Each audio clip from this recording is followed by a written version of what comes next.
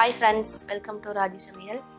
இன்னைக்கு ராஜி சமையல்ல ரவா இட்லி எப்படி செய்யறதுன்னு பார்க்கலாம்.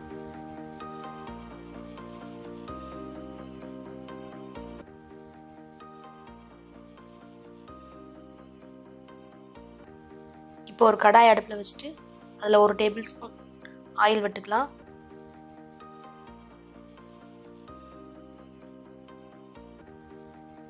ஆயில் சூடான உடனே அதில் 2 டீஸ்பூன் கடுகு சேர்த்துக்கலாம்.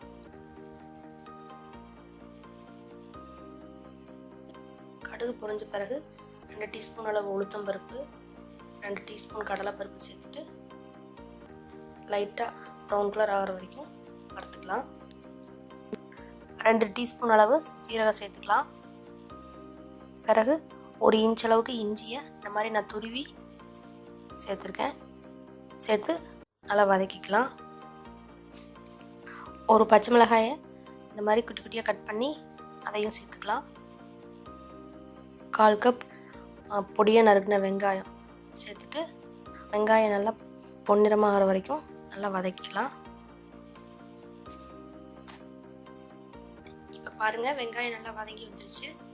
இந்த சமயத்தில் 1/4 கப் அளவு துருவின கேரட் சேர்த்து கேரட் கொஞ்சம் நல்லா வேகிற வரைக்கும் வதக்கிக்கலாம்.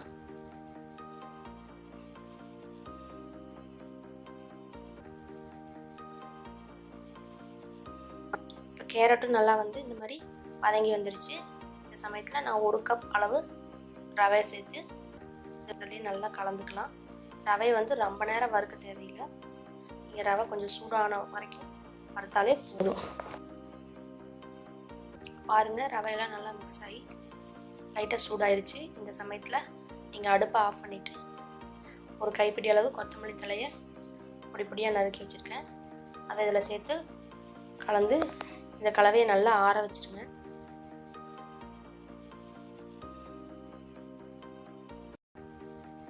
இப்போ இது ஒரு 15 நிமிஷம் நல்லா ஆறிடுச்சு. இதில் இப்போ தேவையான அளவு உப்பு சேர்த்துக்கலாம். அதுக்கு பிறகு 1 டீஸ்பூன் அளவு பேக்கிங் சோடா சேர்த்து கலந்துக்குங்க.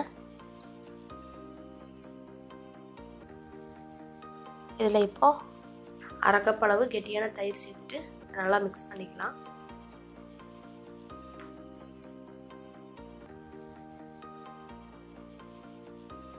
இப்போ பார்த்தீங்கன்னா இது கெட்டியாக இருக்குது. ஸோ திருப்பியும் ஒரு 1/2 கப் அளவு தண்ணி சேர்த்துட்டு நல்லா மிக்ஸ் பண்ணிக்கோங்க.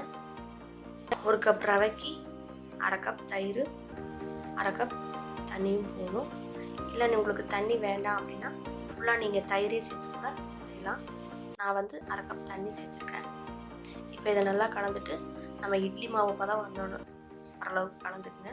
இல்லை உங்களுக்கு ஒரு வேளை இந்த 1/2 கப் தண்ணி ரொம்ப கெட்டியாக இருக்குன்னா மறுபடியும் ஒரு 2-3 டேபிள் ஸ்பூன் தண்ணி சேர்த்து இட்லி மாவு பதத்துக்கு நல்லா மிக்ஸ் பண்ணி இதை அப்படியே மூடி போட்டு ஒரு 1/2 மணி நேரம் அப்படியே ஊற வச்சுருங்க. இப்போ ரவா இட்லிக்கு தேவையான மாவு ரெடி ஆயிடுச்சு. 1/2 மணி நேரத்துக்கு பிறகு இடத்துல எண்ணெய் தடவிட்டு நீங்கள் இட்லிக்கு ஊற்றுற மாதிரியே ஊற்றிட்டு ஒரு 10 மினிட்ஸ் ஹையில் வச்சு நல்லா வேக வச்சிடலாம்.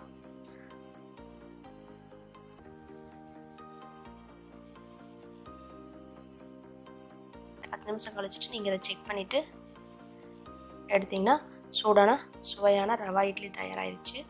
இந்த ரவா இட்லிக்கு நீங்கள் சைட் டிஷ்ஷாக தேங்காய் சட்னி, தக்காளி சட்னி வச்சு சாப்பிட்லாம். நீங்களும் இதை உங்கள் வீட்டில் ட்ரை பண்ணி பாருங்கள்.